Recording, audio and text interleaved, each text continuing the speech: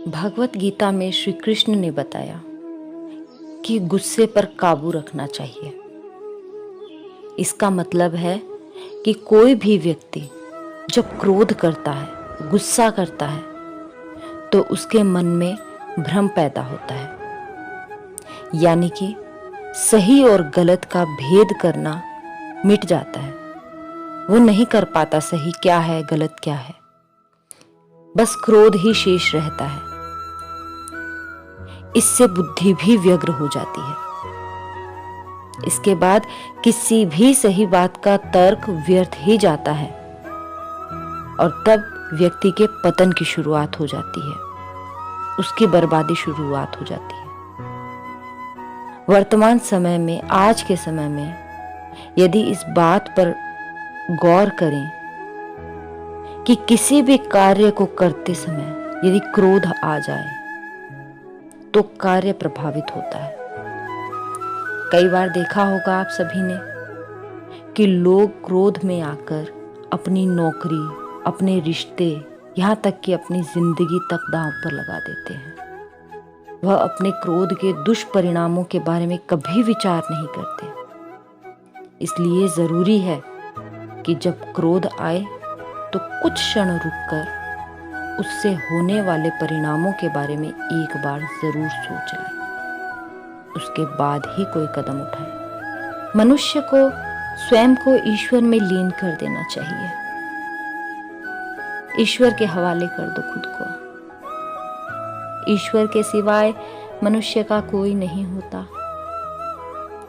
इसके साथ ही ये मानकर भी कर्म करो कि वह भी किसी का नहीं है। भोग से मिलने वाला सुख तो क्षणिक होता है, स्थायी आनंद तो त्याग में होता है। कुछ त्याग करके देखो कितना आनंद मिलता है। अर्जुन को दिए उपदेश में श्री कृष्ण ने कहा था, जो भी मनुष्य आने वाले समय में भगवत गीता की 18 बातों को अपनाकर अपने जीवन में उतारता है,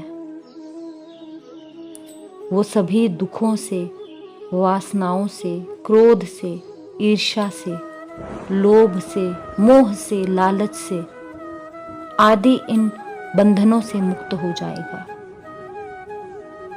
लेकिन वही मुक्त होगा जो मेरी बताई इन 18 बातों को अपनाकर अपने जीवन में उतारेगा।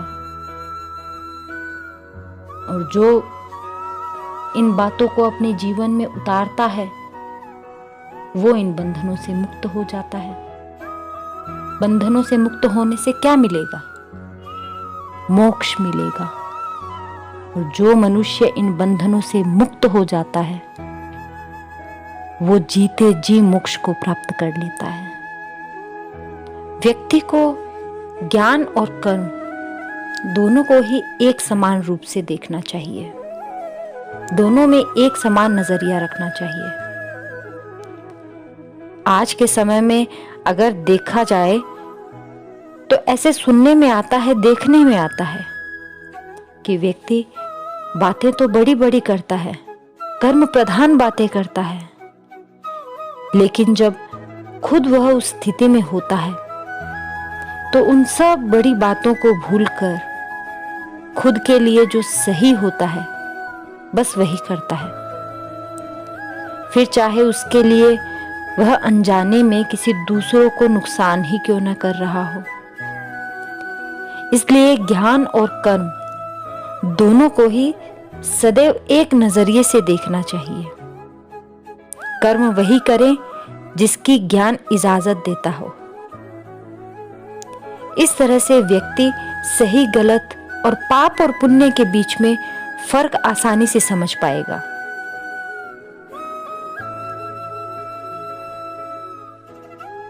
अर्जुन को भगवान श्री कृष्ण ने समझाया था कि मन अत्यंत चंचल होता है, उस पर विराम लगाओ अर्जुन। व्यक्ति का मन चंचल रहता है, वह निरंतर इधर उधर जहां उसका मन किया वहीं डोल जाता है। और व्यक्ति का अपने मन पर नियंत्रण करना बहुत जरूरी होता है। इस पर विराम लगाना मनुष्य की सबसे अहम जिम्मेदारी होती है, अन्यथा यह तो अपनी गति से चलता रहता है। आज के समय में मन पर नियंत्रण रखने से क्या आशय है? मन पर नियंत्रण रखने से मतलब हम जो कुछ कर रहे हैं या हम जो कुछ करने जा रहे हैं उससे किसी का अहित तो नहीं हो रहा। अगर किसी का अहित हो रहा है लेकिन हमारा उसमें हित है, हमें उसमें खुशियां मिलती है, तो वो वहां हम अपने मन की चलने देते हैं। वो होता है मन का चंचल होना।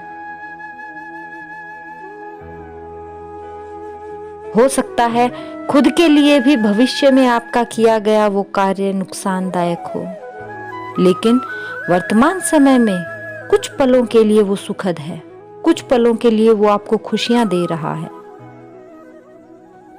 मन की चंचलता के चलते व्यक्ति जानते समझते हुए भी कई बार गलत कदम उठा लेता है। इसलिए ऐसे कर्मों से दूर रहना चाहिए, अन्यथा व्यक्ति का मन ही उसका सबसे बड़ा दुश्मन बन जाता है।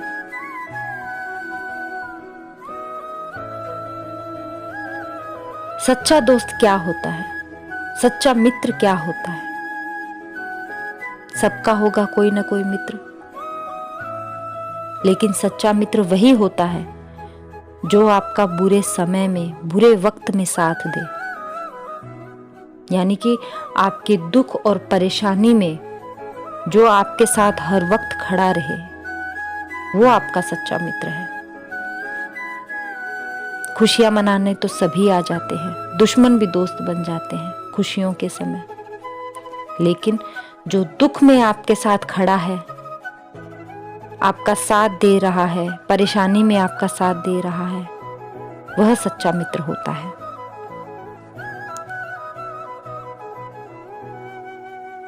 कुछ मित्र ऐसे भी होते हैं जो हर समय आपके साथ रहते हैं, लेकिन जैसे ही आप किसी समस्या में आते हैं, आपको किसी चीज़ की ज़रूरत होती है, वो आपसे दूरियां बना लेते हैं।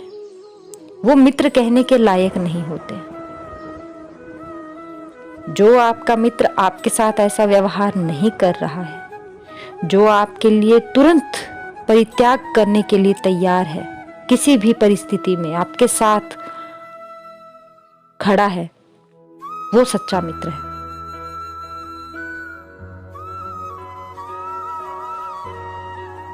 वर्तमान समय में इस तरह वक्त जब सही हो तो तमाम दोस्त मिल जाते हैं मौज मस्ती करने के लिए, लेकिन जब खराब वक्त हो तो सभी साथ छोड़ देते हैं। बहुत कम होते हैं जो आपका साथ निभाते हैं, और जो आपका साथ निभा रहा है बस वही सच्चा मित्र है।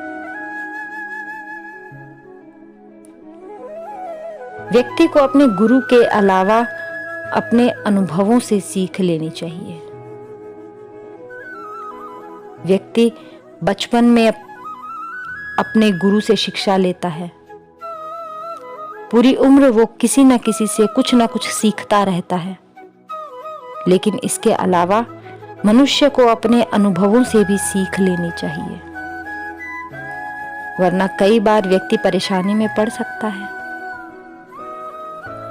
लोग बड़े बुजुर्गों की राय को अक्सर ही ऑकवर्ड कह देते हैं, ये तो पुराने ख्यालात है, इट्स वेरी ऑकवर्ड, जबकि ऐसा नहीं करना चाहिए। उनके अनुभवों से सीख लेकर आगे बढ़ना चाहिए। उन्होंने आपसे ज्यादा समय देखा है, आपसे ज्यादा जिंदगी जी है, जिंदगी के अनुभवों को जिया है, उन्हें आपसे ज्यादा पता है। लक्ष्यों तक अगर सुगमता से पहुंचना है तो आपको बड़ों का साथ लेकर चलना होगा, बड़ों का अनुभव अपने साथ लेकर चलना होगा।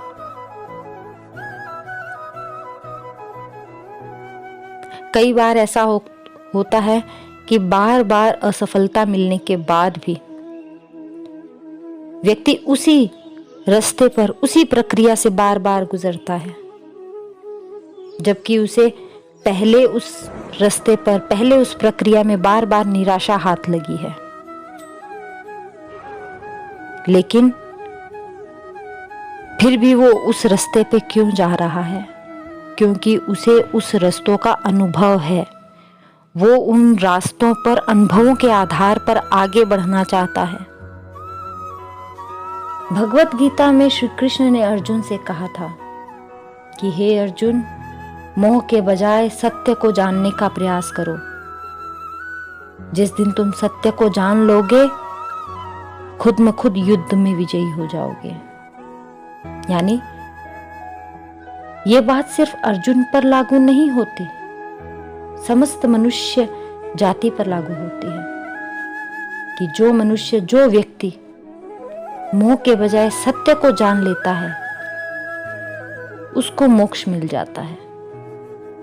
यानी शरीर एक दिन नष्ट हो जाएगा, इसका मोह त्याग दें और समाज धर्म की स्थापना के लिए जो भी बेहतर से बेहतर कर सकते हो, उसे करने में कभी कोताही न बरतें।